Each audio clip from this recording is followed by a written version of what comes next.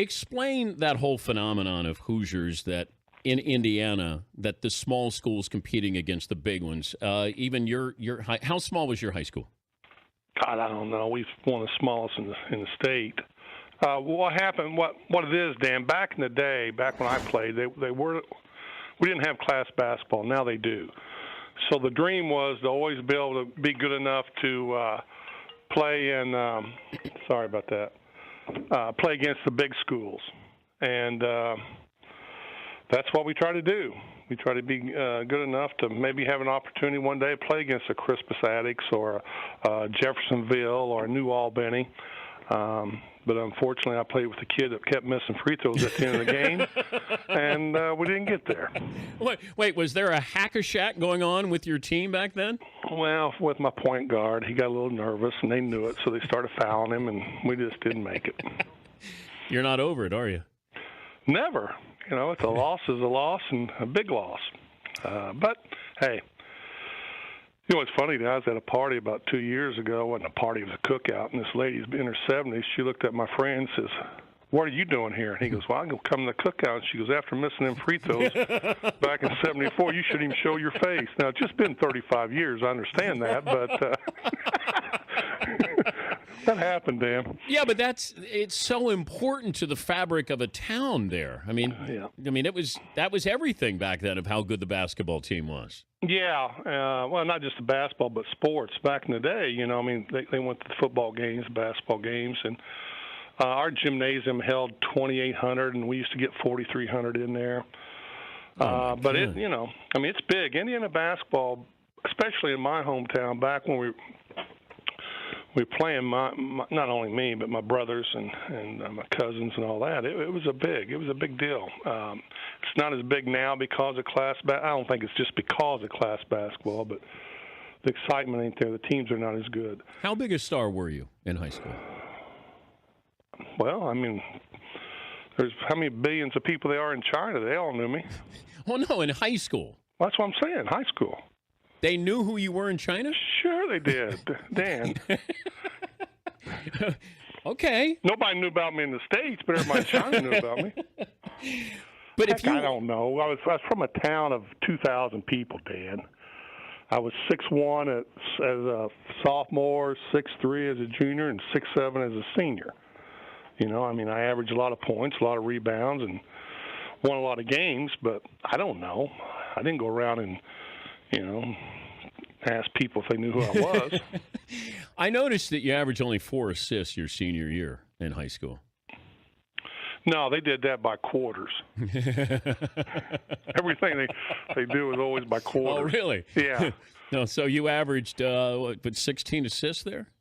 Oh, I'm sure I did. Man. Well, I don't know. I don't think so because guys couldn't make a layup. They made all the layups, yeah.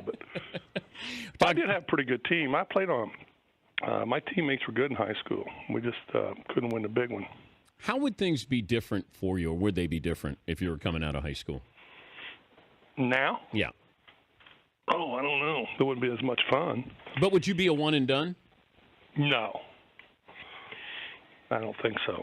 I don't think I would do it. Dan, when I was 18, Jesus Christ, it's a little different now. These kids seem like they're more mature. Their body's filled out.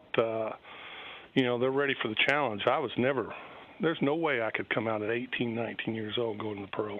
But when did you know that you had that ability to be something different, that you could possibly play in the NBA? Well, when I was in the summer, I was at rookie free agent camp in Boston. They had some veterans there, and they played a couple days with us. And I know it's just summer. I know it's not in the games, and all that. But I remember one day I walked out and I go, I'm not going to have any problem in this league. That's the first time I really felt that. You know, coming from a small school, high school, then went to mid-major. You know, there's always doubt. People always told me, well, wait till you get to the pros, this and that. But it didn't take long. It didn't take long for me to feel that I could play in this league. Did you see that story about I guess it started with Shaq and Scottie Pippen on the all-time Bulls team against the all-time Laker team, and Shaq and Scottie were going back at each other, and then people started looking at, if I had the all-time Celtic team against the all-time Laker team, how would that work out? Did you follow that story at all? No, but I see things all the time. I mean, who really cares? Do people really care about that? I think they like to argue it. Yeah, it's according to what era you're in, though. I mean, in the 80s, they always think that people from that era think that was the best time for basketball, and now, it's completely different. Why was it so much better? The appearance, it was so much better in the 80s than it is now. Well, the appearance is because most of the big stars came out then. Jordan, Pippen. Jordan had his run. You had Karl Malone, John Stockton, you had Charles Barkley, and Patrick Ewing, Chris Mullin. I mean, it just goes on and on and on. And there's a lot of great players. Isaiah Thomas, Kevin McHale. Just from the mid-'80s, really the early, the 83, 82, all the way through, there's just so many names that people can recognize with. And I think that's why they think it was the best time. And to me, I always felt our 86 team, I said, how could you get any team better than that? But I'm sure there are teams out there who were better than that. But the style, though, of what was played in the 80s is what made it so much fun. Well, the style there was two different styles. There's either the beat down in the East and there's a run and gun in the West. And you had to be able to play both styles to win a championship. That's why I always liked it. In the East, against New York, Philadelphia. People don't even talk about Philadelphia's great teams. They had great teams in the 80s, early 80s. And it was a beatdown. Then you go to the Lakers, and they walk through the championship every year out there. Then you had to go against them, and you had to score 125 points a game to win. So, how would you done in the Lakers style? I would have got a lot of sleep after the game. I can tell you that. You would have been tired? Well, that's a lot of running. I can remember in '84, they were in the championship game. We were playing them. They had us down, and Cedric Maxwell said something to me about, "Hey, you can't beat what you can't catch." They were running so fast.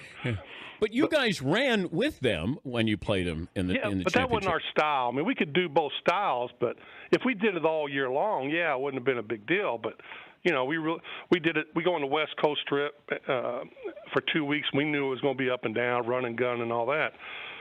But then you go through the playoffs, and you score 105, 108 points a game, and all of a sudden you're up to 125. That's a whole different ball game. Michael Jordan said he could beat anybody on his roster. Now? Yes. Oh, gee, come on. He believes it, though. Well, he can believe whatever he wants. But I said there's no way. And what's it say about his roster, Larry, if he can beat everybody on the roster? I don't know if he can do that or not. He had to prove that to me. These people, man, they got to let this stuff go, Dan. Jesus. That's like, you go on and tell on your radio shows that you could beat me one-on-one. No. That's just ridiculous. I could score on you. Anybody can score. Okay, but I just want you on record. That's been proven. Okay, if we played to 21. Well, first of all, I'm not playing to 21. Okay. We'll go by 3. Okay, we'll go by about 10. We'll play to 10. Okay. No make it, take it. Oh, well, that's no fun. Well, no, I can't. There's no make it, take it. How do I do? I hate to say this. It'd probably be 10-8. All right, fair enough. Because I had to sit down and take a break when you got the ball. I know you. Was there ever a point, though, when you were coaching, that you were better than somebody on your roster? Back when I was 40? No. I don't know about that. What about shooting? Oh, yeah. Oh, God, yeah. Okay. Still shooting? Yeah, ain't no problem. Okay, but was there a point where you were the best shooter on the team and you weren't on the team, you were coaching the team? No, Reggie was here. Chris Mullin, Sam Perk. They're some pretty good shooters. Okay, but after those guys left. Well, I was getting older after they left. Wait, you were just talking about Jordan letting it go. You could still take these guys and shoot. I don't know if I can take them on or not, Dan. I mean, you're talking about. I was probably 40. Yeah, 40, and Reggie and them guys were coming into their prime, and Chris is a little bit older. No, I couldn't. I had a hard time staying with Chris Mullin. Wow. Shooting with him back in the Olympics when I was playing in the Olympics trial, or not the trials, but the games. But do you see Steph Curry? Can you say after 4 or 5 years that he's the best shooter that we've ever seen? No, I don't know about that. Chris Mullin was pretty good. You're just getting out there shooting around. You mean game shots? I don't know even how you characterize it, because when somebody says, if I say the best deep shooter in the game, Yeah, I'd say he's right there. because, there are so many good I mean, people don't even know who Joey Hassett is, and he's one of the best deep shooters I ever saw. Yeah, or Connor Henry was good. Dale Ellis. I mean, there's so many guys in there. how about Mark Price? Yeah. I always thought he was deep shooter. Curry's about one of the best. Who would be in the conversation, though? Are you in the conversation? Yeah. Sure, I am. Okay. I didn't say it's best. I said I'm in the conversation. Did I insult you by asking you that? Mm-mm. Okay, good. No, I don't get insulted. Reggie Miller? Yep. Reggie hit as many big shots as, if you go back and look over the years, as anyone, either tie the game or go up by one or win the game, as many as anybody. I've seen it. I played against him and I coached him. He's hit a lot of big shots. So there's something to be said for the guy who does it when you have to have it done, as opposed to those guys that can do it for the first three quarters. Right. Well, the thing is, anybody can shoot it when it's tied. It's when you're down one or down two. How many guys make that shot? I know that there are people like you and Jerry West. There's certain guys that it's not in their DNA to not try to win or tank. I just. How do we prevent tanking in the NBA?